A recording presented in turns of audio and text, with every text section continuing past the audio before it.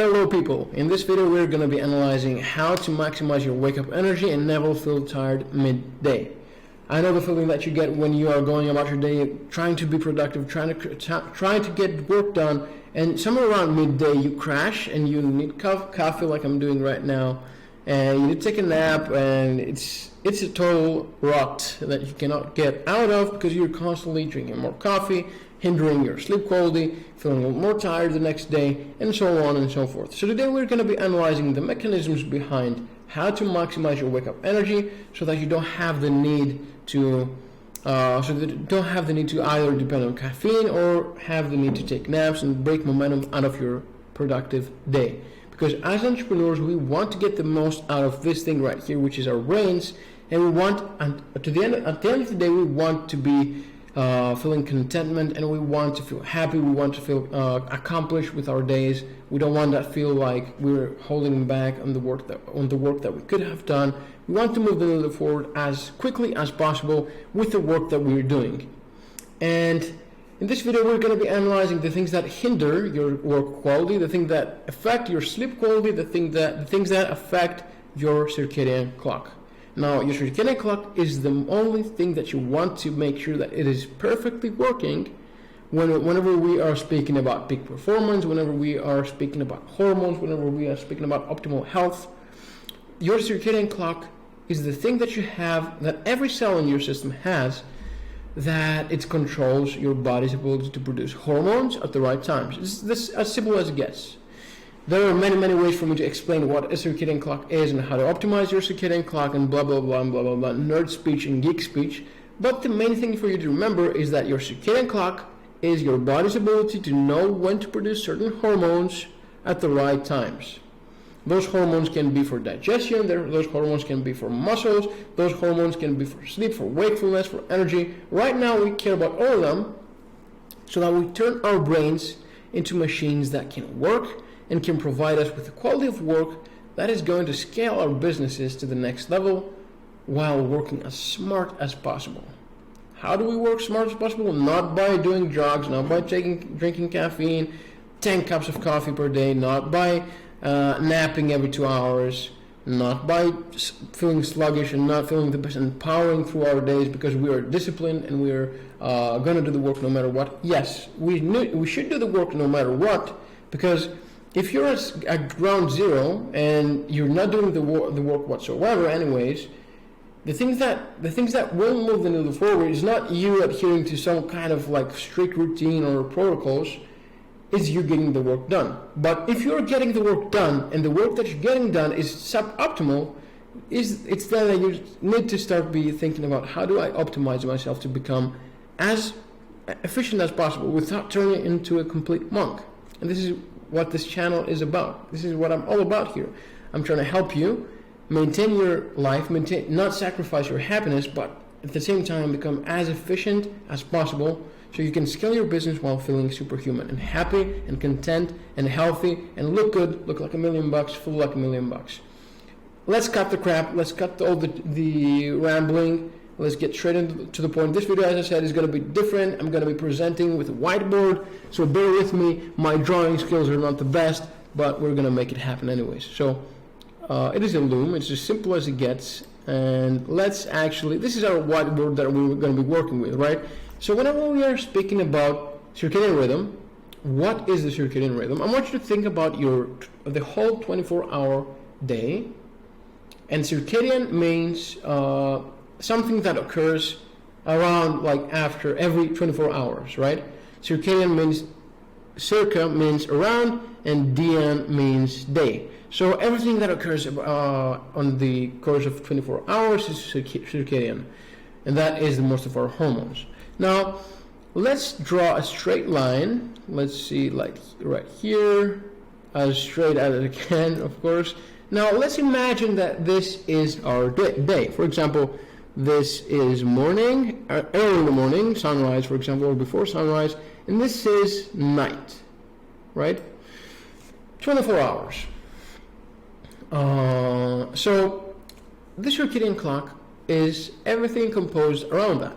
Our body's ability, as I said many times, our body's ability to produce hormones at the right times. Now, when we are speaking about being energetic and being sleepy, because that's the main things that control our ability to have energy and not have energy, because we cannot have energy 24 hours straight unless we're constantly with a cup of coffee. By the way, here is, you can see those are cinnamon sticks, because I love the taste of cinnamon in my coffee. It makes it taste better. So the main two hormones that we are wanting to optimize is cortisol and melatonin. The optimal look that they would have if you were to be doing everything correctly is it would look something like this, right? So let's imagine this is our timeline here, and let's imagine the hormones like cortisol. You have something like this, cortisol, and then towards the night you have this, and then so it, like, maybe not as to this extent as possible, but this is somewhat what it would look like, and it repeats like the next 24 hours, and so on and so forth, right? So this is what it should look like not to the point, but this is what it should look like if you were to be doing everything correctly. Note, not if you were to be a robot, but if you were to be doing the main things correctly. What does this mean? This means that somewhere around early in the morning, you have a cortisol pulse, a cortisol spike, and somewhere around the nighttime, you have a melatonin spike. So let's also note things down. This is cortisol, and this is melatonin, right? This is a pulse. Now, if you were to be doing things that like most people doing, like most entrepreneurs, and I will get back to this in a second, the curve of things, the curve of melatonin, the curve of cortisol is going to look something like this. It's going to be having a delayed pulse and a slowed one until we reach the actual peak, and then we also get a delayed pulse of melatonin later in the day, and it can even look something like this. It can be so delayed that it occurs midday or even evening, and then the melatonin pulse, it gets progressed even later, and you can have it like ending somewhere around here, a melatonin pulse, right? So the main thing here is to look at what are those curves meaning? What is this stuff that you're showing me, man? So this right here, the cortisol, is our stress hormone, right? But it is crucially important for us to have that cortisol pulse in the morning in order to have optimal energy levels, for our brains to be firing optimally, for mood, for cognition, for everything, for immune function, for everything that you want to have as a healthy and optimal individual, right? Now, if we have that healthy cortisol pulse in the morning, naturally, we will also have a healthy melatonin pulse in the evening, which will make us go to bed. This is controlled by many things that we do in our daily lives. This is controlled by systems and habits and lifestyle protocols that we adhere to, whether they're good or bad. That will result in something like either this one, the up one right here, the blue one, or the red one. Which the red one will occur in like depression, anxiety, stress, feeling tired, not being sleepy when you should be sleepy, etc., etc. Not a good deal. Now, how do we make sure that we're making our body produce cortisol at the right time, and we're making our body produce melatonin at the right time as well, right? Cortisol is a hormone that is triggered by external cues. The cues that trigger cortisol production in the morning are, let me note them down as well, right? So let's pick a color, let's use this color. So the main cue is temperature, right? Let's imagine that as temperature. The main cue is temperature. Our body's temperature also has a circadian rhythm. So it might look something similar to this as well. We have a rise in temperature, and we have a dip. That is circadian. So every 24 hours we will have a point in our days that our temperature will get at a highest height, and we also have a temperature dip at the lowest low. That, funny enough, that highest height, like we have that temperature slope going up, while we should be feeling energetic while we are waking. As a matter of fact, a temperature rise is when we should be waking up. This is what wakes us up, because our body's core temperature starts rising. Now, when our body's temperature starts declining, it's when we are going to be tired and when we're going to be asleep, pretty much. So when it's at the lowest low, we're going to be asleep. It is really important for us to manipulate that body temperature, because we can, in order for us to trigger that cortisol pulse. So we have the mechanism, right? Oh, that looks terrible. So yeah, let's not touch that anymore. So things that will elevate our body's temperature and therefore signal that cortisol pulse in the morning, and therefore make us feel energetic and healthy and cognitively there, and our brain's firing at all cylinders, is activities that will raise our body's core temperature. Okay, now let's see what are those activities actually.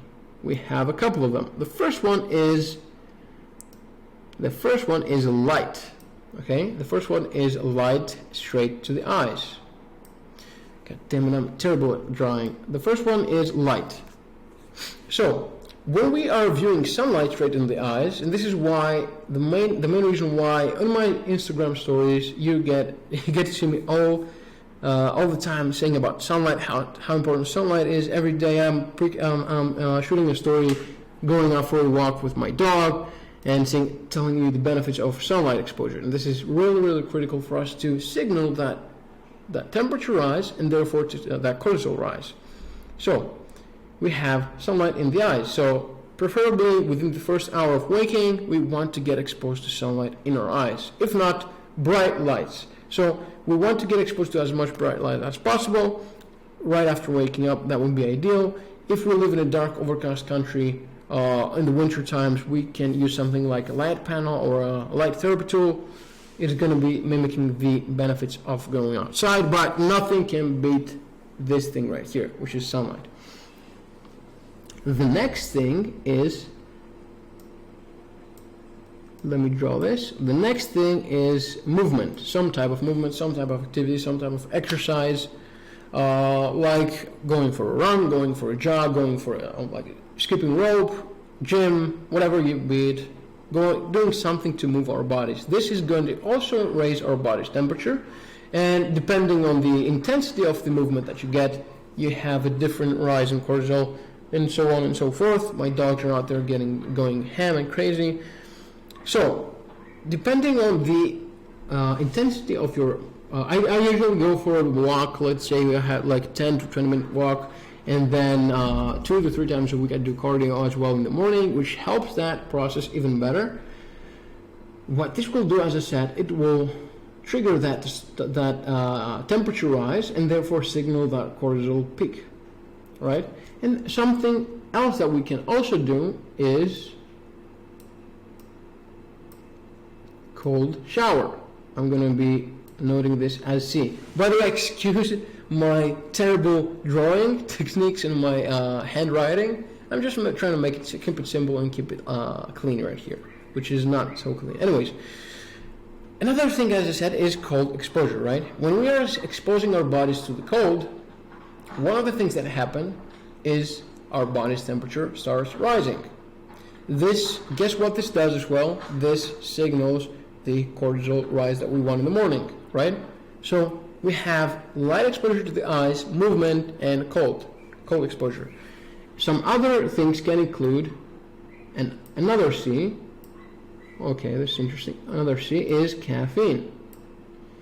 So I'm going to be signaling as CA, caffeine, right? Now, what caffeine will do is also have a rise in our body temperature. Caffeine. Drinking caffeine 90 minutes after waking will also help our bodies warm up and help that cortisol pulse in the morning. It is very, very, very, very important that we actively trigger that cortisol pulse as early as possible. Okay? Now, if we don't do those things, like for example, if you are a person that hasn't been considering improving his health, if you're a digital entrepreneur, like the clients that come to me the first they're not doing those things correctly, right? What they will do is stay in, wake up, start scrolling on their phones, go in the kitchen, grab a coffee and start working, not go outside, not incorporate any form of movement, probably not doing cold showers. So what happens is the red thing that we see right here. We don't have a cortisol pulse in the morning, rather we have it like somewhere around the evening or midday even. Why? Because the cortisol that needs to get like spiked, or the trigger for our cortisol release is going to be pushed over, and it's going to be less powerful, because the lights emitted by our screens, especially if we don't have a light tool, and we are only exposed to our computer screens, we are inside, indoors, not moving, that cortisol pulse is going to be really less significant. And particularly if we're not going outside for like from anywhere around 10 to 30 minutes, that cortisol pulse is going to be weak. Now, having that cortisol pulse later in the day is a signature of depression.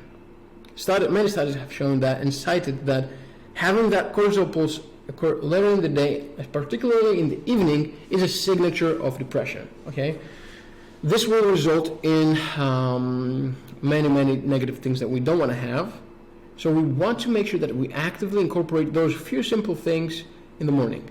Now, when that happens, when we have the cortisol pulse in the morning, an internal timer in our brains, excuse me for the dogs, yeah, we're back. So when that happens, an internal timer in your brain starts ticking and says, in 12 to 14 hours from now, I'm going to start secreting melatonin.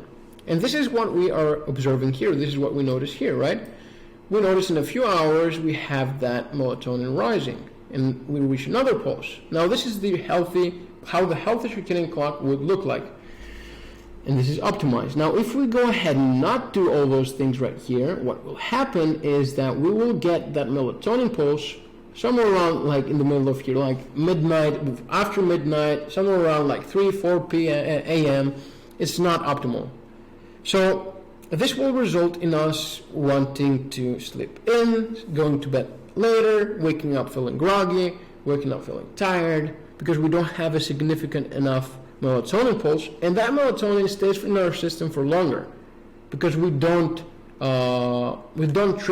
use any external cue to trigger that cortisol pulse. Okay, so if we do that correctly, if we do those things correctly in the morning, not only will we feel energetic when we should feel energetic, but we'll also provide a something like a safety or a safety net for the night coming forward. Okay, we will provide an insurance for good sleep by doing those things in the morning. Why? Because that internal timer in our brain will start ticking, and it will automatically start secreting melatonin in the night. Now, with that being said, there are also things that we can do right here that we optimize that melatonin pulse.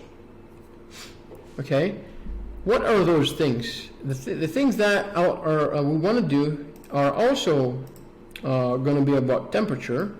Some of them are going to be about temperature again, and we need to make sure that when it is close to that time right here, we are not raising our temperature. Right here we want to raise our temperature. Okay, somewhere around midday, somewhere around 4 to 6 p.m., our temperature reaches the peak.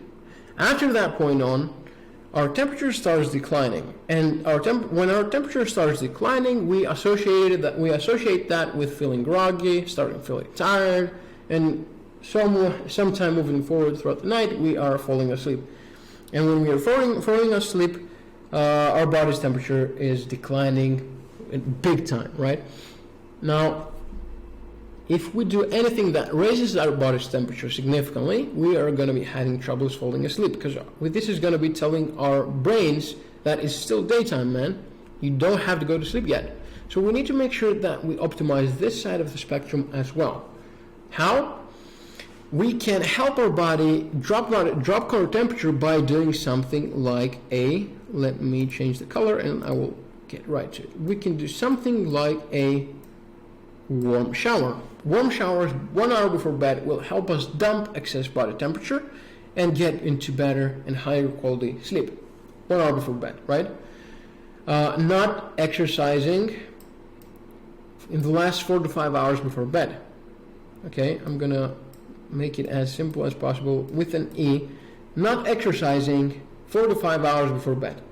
This is going to be ensuring that our body's temperature is going to be not like if you exercise after 4 to 6 p.m. you're going to be causing an increase in body temperature, which takes a lot of time, maybe up to 3 hours to cool down. This is not optimal in order for your body to fall asleep. Okay, so do not exercise after 4 to 6 p.m. is a good one. Another thing is having big meals after around the time of 3 to 4 hours before bed. If you go ahead and have a big meal 3 to 4 hours before bed, not only you will raise not so significantly as exercise, but you will have a raise in your body temperature, and also will this will be detrimental for your sleep quality because your gut will divert a lot of blood and a lot of energy. It will require a lot of energy to digest the food, and this will take away energy from your sleep and will disrupt your sleep architecture. You can notice this while wearing an Oura ring. It is very, very clear, and it happens to me and my clients. When we go to bed with a stomach full of food, your sleep quality is going to suck. That's a clear one. So those are the main things. Okay, those are the main things that you want to trigger, that you want to manipulate with helping your body drop temperature, right? Now the other thing besides temperature is light. And I don't really know how I'm going to fit everything here, but the other thing is light, right? Now, light does not affect temperature in this spectrum. It's not the same as here. It does not trigger your temperature rising, but it signals some mechanisms in your eyes, in your optic nerves, some mechanisms called the cells in your eyes that are called ganglion melanopsin ganglion cells. You don't care about the name. You don't have to remember the name. It doesn't matter. There are some cells in your eyes that detect overhead bright lights. Funny enough, they were created to detect sunlight naturally and tell your brain that it is day when it should be. So if we are exposed to bright overhead lights, these mechanisms will get triggered and your brain will think that it's daytime, right? So essentially, in the evening, what you want to do is take care of all the three things that we noted here, and also I'm going to be doing an L here. Lighting, environmental lighting. You want to make sure that you use below eye level, dim firelight colors, dim below eye level firelight colors to light your environment. Your environment should only be lit up in order not for you to hurt yourself. There should not be any reason beyond that for you to light up your environment in the evening. You should not be lighting up your environment in order to be able to, like, I don't know, have a full-blown architecture, like a drawing, conduct the highest amount of quality work that you could. The only reason why you should be lighting your environment in the evening, in particular 3 to 4 hours before bed, is for you to avoid injury. You have noticed many times that you have gone in the grocery shop in the evening and you come back feeling wired up and full of energy. This is because the lights in the grocery shop are designed to be overhead and bright, and this is triggering those mechanisms and therefore is hindering that melatonin pulse. Now, it is really important for us to understand that melatonin is afraid of light. So the bright overhead lights inhibits the secretion of melatonin. If we do all those things correctly, we will optimize that melatonin curve that we have, right? And therefore we will get the highest amount of quality sleep that we can do. But this is signaled, this thing has started in the morning. So by combining the morning and evening activities together, we will set our days up for maximum energy and good quality sleep. And this will result in you waking up even refreshed the next day, able to do the things that I noted down here for you, and better sleep, better energy, better focus, better sleep, and this cycle continues and continues, and you become better and more working and smarter, right? And eventually richer. If you don't do those things here, if you go ahead and have that cortisol pulse later in the day, as we said, by not going outside, not doing the right things, not moving, all the right things not being done, so you have the cortisol pulse later in the day. Also, this will automatically resolve in the melatonin pulse having occurred later in the day. But if you also combine that with having bright overhead lights on, being in front of your computers with very, very bright screens, not blocking that blue light, not using firelight colors to light your environment, that's mainly the thing. And also drinking coffee late, exercising late, eating meals before bed. This is a huge one because I see a lot of people doing that. Eating meals before bed. This is going to be resulting in that in that melatonin pulse being weak and lasting for longer. Okay, because it needs to wear off, and it needs to wear off in a natural way. So the result of that is going to be that it lasts longer. So you wake up feeling tired, and your sleep quality is not going to be good. So you're not going to be having enough REM sleep. You're not going to be having enough deep sleep, and the result is going to be you feeling waking up groggy and tired, and having the need for coffee, and pushing that cortisol pulse later, and so on and so forth. So I hope you understood what you have to do in order to optimize that, so to speak, circadian clock. It is really important. You might have heard and learned a lot of names, a lot of weird names, cortisol, melatonin, ganglion cells, and all that stuff. But what you need to extract from this video is the things that you have to do. Okay?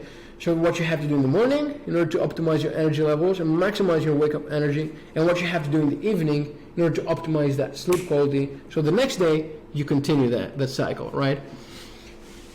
This will directly affect your quality of work. The quality of work is going to affect your ability to scale your business. You cannot scale your business while performing in that suboptimal space, in the suboptimal place all the time.